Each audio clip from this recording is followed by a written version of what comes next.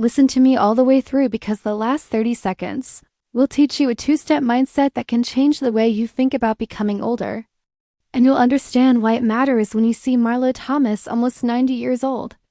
The headlines, "Hold Your Heart," is a fantastic one because presence, not a number, is what immediately grabs your attention.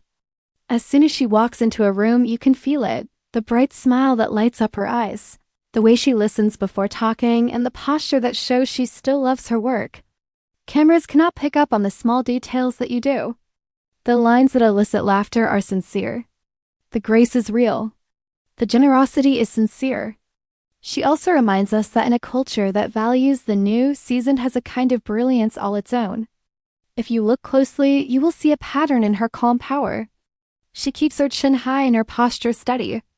She knows how to dress in ways that support rather than fight, and she selects hues that let her skin breathe.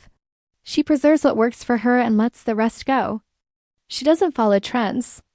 That lesson is now available to everyone. The steady rhythm of a life guided by purpose is also discernible. Apart from the job, which includes projects, guest appearances, and on-stage moments where she has impeccable timing, there is also the hard work, giving, and presence when it counts. Not only does she look amazing, but she also gives off the impression that she is someone who knows what she stands for, and it's this combination that makes people take notice of her these days. Think of the quiet strength needed to keep showing up year after year.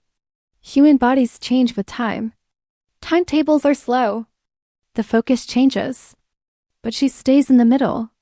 She would rather be happy than make noise. She's a decent individual. She remembers names. She acknowledges crews. That's the part you can't buy. It's clear in every photo, whether she's standing at a platform, on a set, or shaking hands with admirers. The serenity in her gaze is another element that strikes close to home. It says, "I did the work. I loved my people. I stayed faithful." Cultivating that kind of peace requires daily routines. Take breaks when you're tired. Move when you can, drink water, read, listen, laugh, and forgive. Even if these actions aren't particularly showy, they produce a long-lasting life. She makes it possible for you to age guilt-free, which is why seeing her today may make you feel queasy. She gives an example of how fashion evolves over time. Beauty never fades. It only grows. Purpose increases instead of decreases. When she tells a story about a friend, a program, or a cause, you can see that the same spark that sparked the early years is still there, but it is now softer, more profound, and more sage. If you want to take a few simple steps from her repertoire, start here.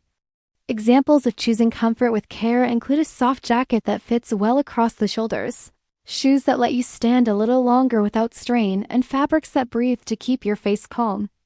Keep a few distinctive elements like a sentimental scarf, a favorite earring, or a delicate lip color that is all yours. Be mindful of your voice, speak at your own pace, and let your words express the warmth you want them to. When a camera is aimed at you, do what she does. Let out a breath, relax your jaw, and think of a loved one. The camera will always catch that tenderness. It shows that she has remained loyal to herself throughout storms, fads, and trends. Your heart skips a beat when you see her now because of this. It's not shock, but relief. It is a relief to be able to grow up in public without losing one's integrity. The possibility of grace winning out is a relief. Since you stayed, I promised you this two-step mindset. First, offer a new name to your own future idea. Do not call it the slowdown. You can call it the season of depth. Say it out loud. Your thoughts will follow your words. Step 2. Choose one small behavior that improves your life right now. Calling a friend, sending a thank you note, going for a long walk, reading 3 pages, or offering assistance are a few examples. Do it each day. Little bricks are used to build sturdy walls. If you want to continue this message of compassion and human-centeredness, take these 3 simple steps. Marlo Thomas made you feel better. I'll be here to read and encourage